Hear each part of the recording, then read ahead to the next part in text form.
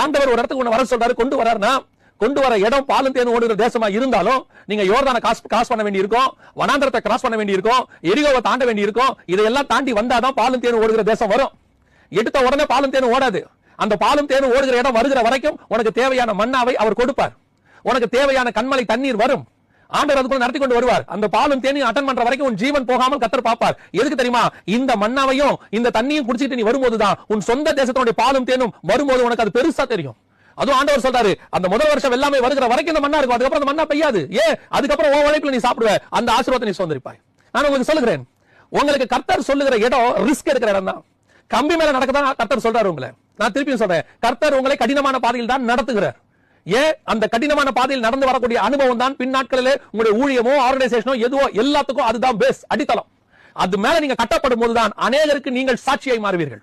அநேகர் வந்து உங்களை பாடமாய் படிப்பார்கள். அநேகருக்கு உங்கள் வாழ்க்கை பாடமாக மாறும். எடுத்த உடனே சொபிஸ்டிகேட்டட் லைஃப் அப்படி இறங்கும் போதே, நான் வந்து இறங்கும் போதே யூடியூப்ல பாட்டு போட்டு ஒரு 10 மில்லியன் மக்கள் என்ன பார்த்து 2 மில்லியன் மக்கள் என்ன பார்த்து எனக்கு காசு வந்து நான் வந்து ஆடி கார்ல போறோம், அது இல்ல. அதை யார் வேணாலும் செய்யலாம். ஆனா இந்த அனுபவம் இருக்கு பாத்தீங்களா, கடந்து வந்து நாளைக்கு ஒரு ஜெனரேஷனுக்கு நீ பாடமா மாறீங்க தெரியுமா? நீங்க எந்த பாடமா மாறீங்கன்றது முக்கியம். ஒரு ஜெனரேஷனுக்கு நீங்கள் விசுவாசத்தை சொல்லிக் கொடுக்க போறீங்களா, இல்லன்னா ஒரு ஜெனரேஷனுக்கு சம்பாதிப்பது எப்படின்னு சொல்லிக் கொடுக்க போறீங்களா?